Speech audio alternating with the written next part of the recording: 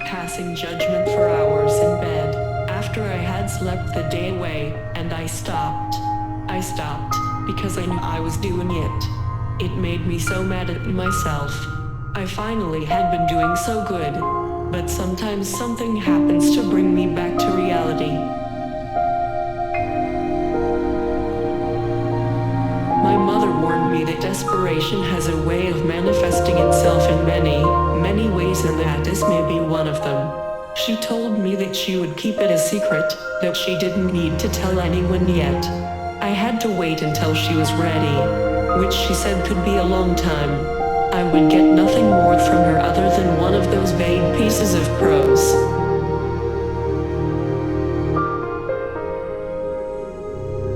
One day my father said he was staying in a hotel, and, after the others left, I decided to look for him. I saw a man walk toward the hotel with my father. I went after him. The door of the hotel was open, but I had the impression the man was a good-for-nothing, a crook. I saw my father walk into a room and close the door.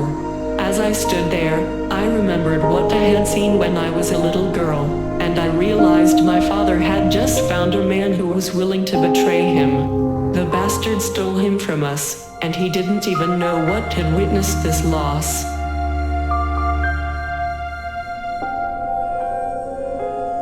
I recite this vague recollection of this experience to you at the 11th hour, on the brink of the night of youth, certain that something very strange has occurred to me, but I cannot tell you what.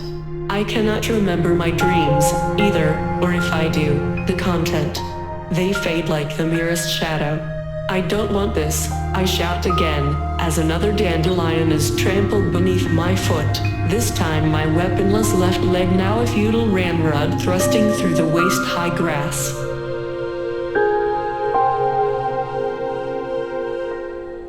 You told me not to believe them. Then when we had first met, you tried to bribe me to forget them. You were the one who brought them up again, and now you won't have any of my help. When I brought up the idea of you coming with me to the house, you called me selfish, and I went along with you the same way I've always gone along with you.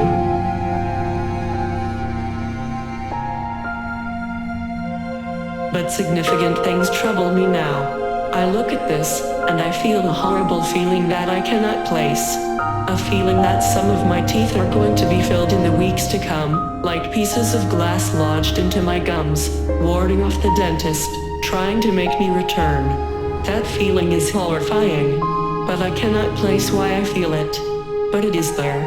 I think of my own family, and the roots it runs in. I look at the pictures of myself that rest on my bedroom dresser. Pictures of that first life I didn't remember.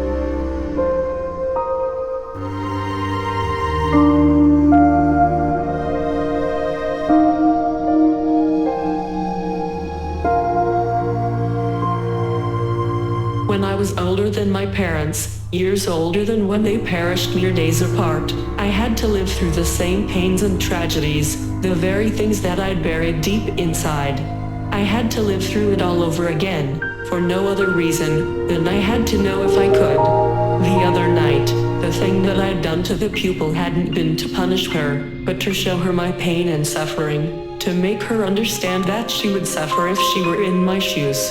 It was only my way of giving her the peace that she needed to go on with her life. It was never about hurting her. Never.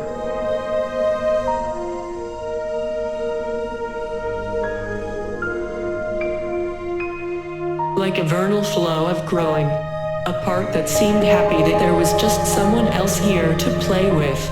I noticed that the dark soul had also played with the book, now in his hands, a copy of Henryk Pilsudski's poems. He was flipping through it, more and more absorbing each word. He seemed intrigued. I didn't give it much thought though, and we talked about a bunch of things that I don't even remember anymore. Then the evening was nearing and it was getting darker. We said goodbye.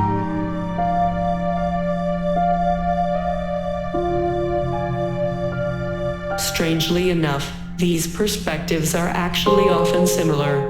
Each of us sees ourselves and the world with a specific lens. I tend to see myself as a smart, savvy, and competent person. My husband sees himself as a good, hard-working guy.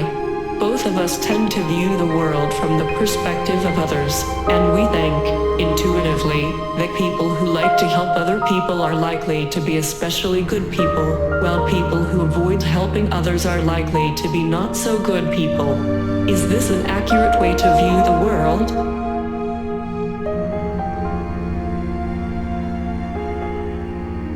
Sleepless. I cautiously step out in the rain, ready to put on my suit in the morning, and am sad that the clouds are closing in on the mountains. I took my camera on my first hike of the season, and had to take a photo of the gigantic trees that had fallen in the heavy rains the night before. Each tree had been about 3 to 4 times my own height, and each one was just barely smothered in the water, with the roots exposed.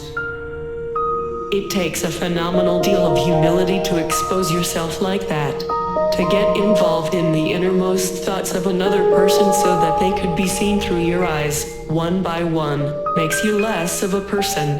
One sees their own thoughts and failures through their own eyes. The pain of the slightest criticism or feeling unloved or unwanted brings fear and rejection into us. It is worth it to bring out the good, to uplift and encourage, but if you are not ready to give of yourself when that good is needed, then do not do it. I think we should take a break from judging others.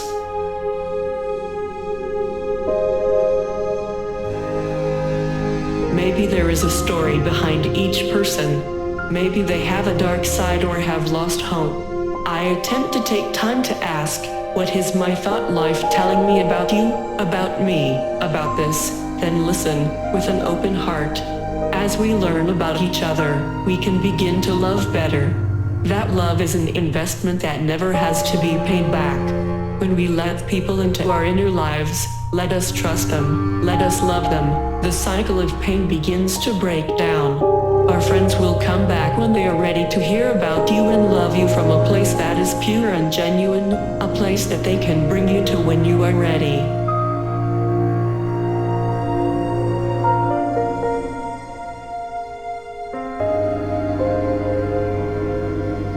The first moments after my death were the clearest. The event left me much more detached than my parents. I felt much less emotion, felt much more like a detached observer. I felt like someone else had died. It had been a death that was planned for a long time, almost a year in my dad's case. And I had watched it happen. It was not a natural death, it was an unnatural death.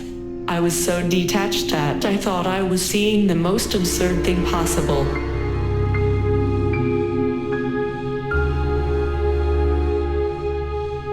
And ever since that fateful, dreary, wonderful moment of serene darkness, my emotional makeup has altered. I feel like I'm crazy in a world that no longer allows me to be. I'm a contradiction. That's just the way it is.